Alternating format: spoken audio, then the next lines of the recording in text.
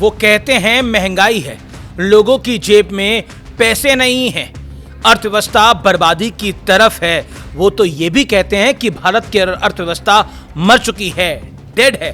तो उनके और उनके जैसों के लिए पेश है देश के 140 करोड़ भारतीयों का जवाब, यानी आपका जवाब।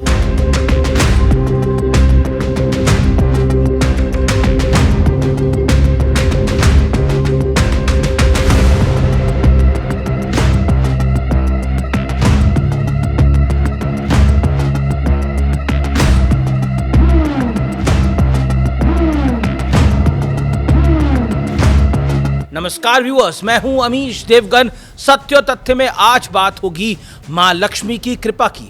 दीपावली पर लक्ष्मी और गणेश जी की पूजा होती है। मां लक्ष्मी समृद्धि की देवी हैं, जबकि बप्पा सुख शांति और विघ्नों को हरने वाले हैं। इस बार दीपावली पर लक्ष्मी गणेश जी की ऐसी कृपा बरसी कि देखने वालों को अपनी आंखों पर यकीन नहीं हो रहा और ना ही सुनने वालों को अपने कानों पर।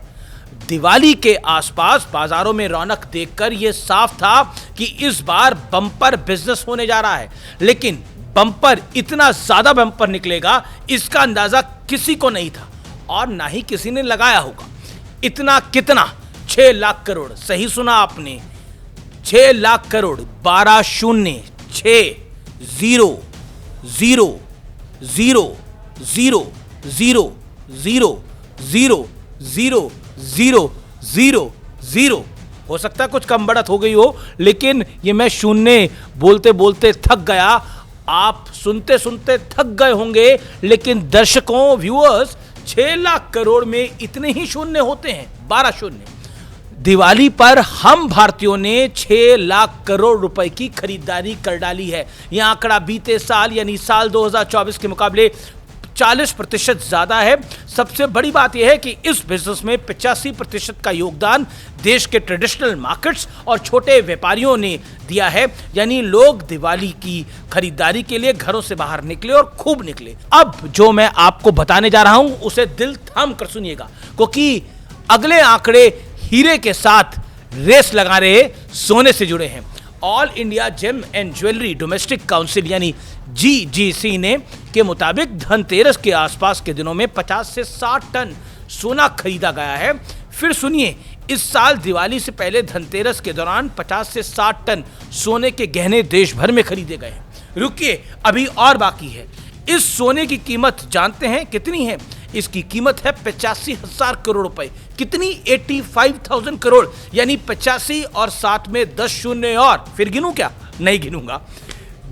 ध्यान रखिए, यह आंकड़ा दिवाली से पहले का है। इसमें दिवाली और भाई दूज के दौरान बिक्री के आंकड़े शामिल नहीं है। अनुमान है जब ये तमाम आंकड़े आएंगे, जब ये सारे आंकड़े आ जाएंगे, तो सोने की कुल बिक्री 1.5 लाख करोड़ के पार पहुंच सकती है। सोना इतनी धमक मार रहा था तो चांदी भी कैसे पीछे रहती। आंकड़े बताते हैं कि धनतेरस पे 15,000 करोड़ रुपए की चांदी खरीदी गई है। 15,000 करोड़ रुपए की। 5 लाख 2 व्हीलर, 1 लाख गाड़ियां यानी कार्स, जिसमें 51,000 कार सिर्फ एक ही दिन में बिकी हैं।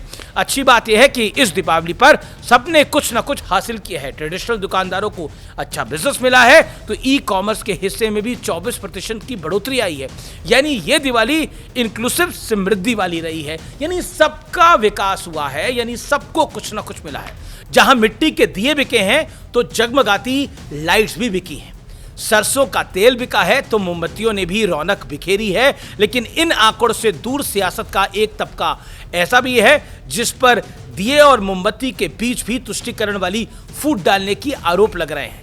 ये लोग नसीहत दे रहे हैं कि रोशनी का त्योहार मनाने की सीख हमें क्रिसमस से लेनी चाहिए। किस किस को रोका जाए? जिन्होंने जानबूझकर नासमझ बनने की ठान ली है, उन्हें कोई कैसे समझाया जाए? कुछ दिन पहले हमने इंडियन इकोनॉमी को डेड बताने वाले भी बयान सुने हैं। ऐसे तमाम लोगों को ये आंकड़े झूठे ही लगेंगे। ये लोग बाजार में उमड़ी भीड़ को AI जनरेटेड बता सकते हैं। इन्हें तो ये भी झूठ ही लगेगा कि उत्तर प्रदेश ने बिजली की खपत का एक नया रिकॉर्ड बना लिया है। दिवाली पर 24 घंटे के दौरान यूपी में 1490 लाख यूनिट की खपत हुई है। ये देश में सबसे ज्यादा है। इससे पता चलता है कि लोग बिजली का बिल भरने में पहले के मुकाबले ज्यादा सक्षम हो गए हैं। इससे यह भी साफ हो जाता है कि उत्तर प्रदेश में बिजली की सप्लाई में पहले के मुकाबले कितना बदलाव आ चुका है।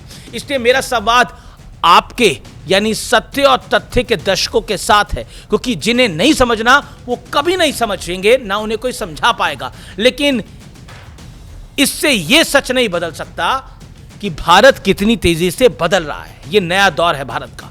प्रधानमंत्री नरेंद्र मोदी का विजन और सरकार की आर्थिक नीतियों का असर, इंपैक्ट दिखाई दे रहा है। पूरी दुनिया की अर्थव्यवस्था हिली हुई है, डगमगाई हुई है, और इस वक्त भी भारत ना सिर्फ आगे बढ़ रहा है बल्कि अपनी उपस्थिति विश्व पटल पर ग्लोबल स्टैंडर्ड के हिसाब से दर्ज करा रहा है। बाकी डेट इकोनॉमी बोलने वाले तो बोलते रहेंगे, उन्हें भारत में चीयर करने वाले मिलते भी रहेंगे, लेकिन ना सत्य बदलेगा और ना ही तथ्य बदलेगा।